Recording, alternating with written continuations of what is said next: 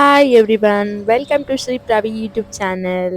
ಇವತ್ತಿನ ಬ್ರೇಕ್ಫಾಸ್ಟ್ ಬಂದ್ಬಿಟ್ಟು healthy breakfast ಮಾಡೋಣ ಅಂತ ಅಂದ್ಕೊಂಡು ಹೆಲ್ದಿ ಆಗಿ ಇರೋಕ್ಕೆ ಮೆಂತೆ ಚಪಾತಿ ಮತ್ತು ಜವಳಿಕಾಯಿ ಪಲ್ಯ ಮಾಡ್ತಾ ಇದ್ದೀನಿ. ಜವಳಿಕಾಯಿ ಪಲ್ಯಗೆ ಸಬ್ಬಸ್ಗಿ ಸೊಪ್ಪನ್ನ ಆ್ಯಡ್ ಮಾಡಿ ಫಸ್ಟ್ ಟೈಮ್ ಟ್ರೈ ಮಾಡಿದ್ದೆ. ತುಂಬ ಚೆನ್ನಾಗಿ ಬಂದಿದೆ, ಟೇಸ್ಟ್ ಕೂಡ ಚೆನ್ನಾಗಿ ಬಂತು.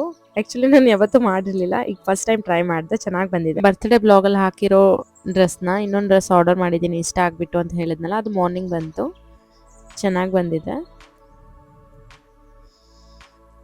ಇದು ಪ್ರೈಸ್ ತುಂಬ ಕಡಿಮೆ ಇದೆ. ಆ್ಯಕ್ಚುಲಿ ನಾನು ತುಂಬ ಶಾಕ್ ಆದೆ, ಈ ಡ್ರೆಸ್ಗೆ ಇಷ್ಟೊಂದು ಕಡಿಮೆನಾ ಅಂತ. ವೇರ್ ಮಾಡಿ ನೋಡಿದಾಗ ಸಖತ್ತಾಗಿ ಕಾಣಿಸ್ತಾ ಇತ್ತು. ಬೀಚ್ ಸೈಡಲ್ಲೆಲ್ಲ ಹಾಕೋಕ್ಕೆ ತುಂಬ ಚೆನ್ನಾಗಿದೆ ಡ್ರೆಸ್. ಓನ್ಲಿ ಒನ್ ಪೀಸ್ ಅಷ್ಟೇ, ಇದು ಜಾಯಿಂಟ್ ಬಂದಿರುತ್ತೆ. ಕ್ಲಾತ್ ತುಂಬ ಚೆನ್ನಾಗಿದೆ, ಕಲರ್ ಶೇಡ್ ಆಗಲ್ಲ.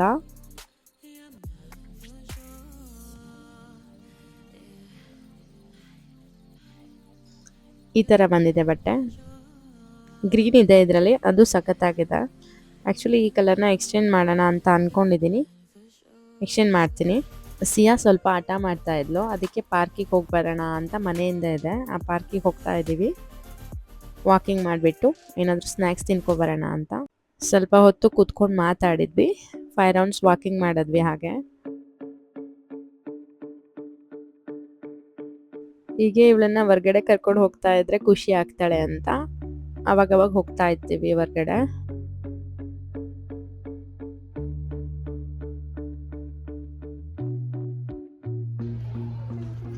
ವಾಕಿಂಗ್ ಎಲ್ಲ ಮುಗಿಸ್ಬಿಟ್ಟು ಹೊರಟ್ವಿ. ಅಲ್ಲೇ ಬ್ಯಾಕ್ ಸೈಡಲ್ಲೇ ಪಾನಿಪುರಿ ಮಸಾಲೆ ಪುರಿ ಸಿಗುತ್ತೆ, ಚೆನ್ನಾಗಿರುತ್ತೆ. ತಿನ್ನಕ್ಕೆ ಕರ್ಕೊಂಡು ಹೋದ್ವಿ. ಜಿಯನ್ನು ಏನಿದು ಎಲ್ಲಿಗೋ ಬಂದ್ಬಿಟ್ಟಿದ್ದಾರೆ ಇವರು ಅಂತ ನೋಡ್ತಾ ಇದ್ದಾಳೆ. ಪಾನಿಪುರಿಗೆ ಹಂಗೆ ಕೈ ಹಾಕಕ್ಕೆ ಬರ್ತಾ ಇದ್ಲು ಸಿಯಾ.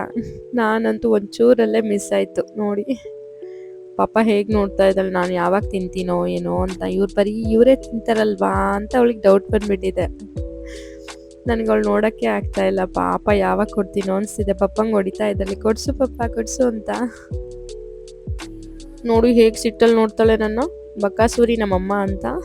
ಹಾಗೆ ಮನೆಗೆ ಹೋಗಿ ಸಿಯಾಗೆ ಫುಡ್ ರೆಡಿ ಮಾಡ್ತಾ ಇದ್ದೆ. ಸಿಯಾಗೆ ಸಲ್ಲೆ ಕೊಡ್ತಾ ಇದ್ನಲ್ವಾ, ಅದನ್ನು ಓನ್ಲಿ 1 ಟೈಮ್ ಕೊಡ್ತಾ ಇದ್ದೀನಿ. ಇದನ್ನು ನನ್ನ ಬ್ರದರ್ ಸಜೆಸ್ಟ್ ಮಾಡಿದ್ರು. ಅವರು ಆ್ಯಕ್ಚುಲಿ ಮೆಡಿಕಲ್ ರೆಪ್ ಇದ್ದಾರೆ, ಅವ್ರಿಗೆ ಇದೆಲ್ಲ ಗೊತ್ತಿರುತ್ತೆ, ಅವ್ರದ್ದು ಬೇಬಿ ಇದೆ.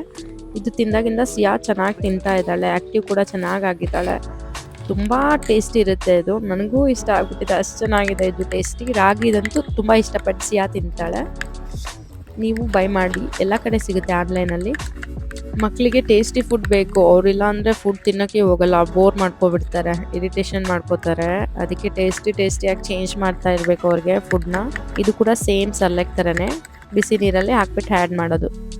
ತಿನ್ನಿಸ್ಬಿಟ್ಟು ಸ್ವಲ್ಪ ಕೂತಿರೋ ಪೊಸಿಷನಲ್ಲೇ ಇರಬೇಕು, ಇಲ್ಲಾಂದರೆ ಮನ್ಸ್ಕೋಬಾರ್ದು. ಸ್ವಲ್ಪ ಹೊತ್ತು ಆಟ ಆಡಿಸ್ತೀನಿ ನಾನು, ಅದಕ್ಕೆ ತಿನ್ನಿಸ್ಬಿಟ್ಟು ಚೆನ್ನಾಗಿ ಆಟ ಆಡಿ ಆಮೇಲೆ ನಿದ್ದೆ ಬಂದರೆ ಮಲ್ಕೋತಾಳೆ. ಆ್ಯಕ್ಚುಲಿ ಇವಾಗ ಬೇಸಿಗೆಗಾಲ ಅಲ್ವಾ, ನಾನು ಅದಕ್ಕೆ ಮನೇಲಿ ಈ ಥರ ಬಟ್ಟೆ ಅವಳಿಗೆ ಹಾಕ್ತಾ ಇದ್ದೀನಿ. ಇವಾಗಲೇ ತುಂಬ ಸೆಕೆ ಬಂದುಬಿಟ್ಟಿದೆ. ಸಿಯಾ 9:30ಗೆ ಮಲ್ಕೋತಾಳೆ ನೈಟ್, ಅದಕ್ಕೆ ನಾನು 8 o'clockಗೆ ಅವಳಿಗೆ ಊಟ ಮಾಡಿಸ್ಬಿಡ್ತೀನಿ.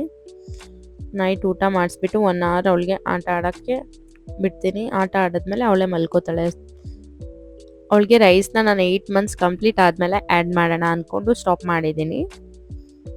ಹೀಗೆ ಇವಳ ಡೇ ನಡೀತಾ ಇದೆ. Thanks for watching. Please like, share and subscribe. Bye bye.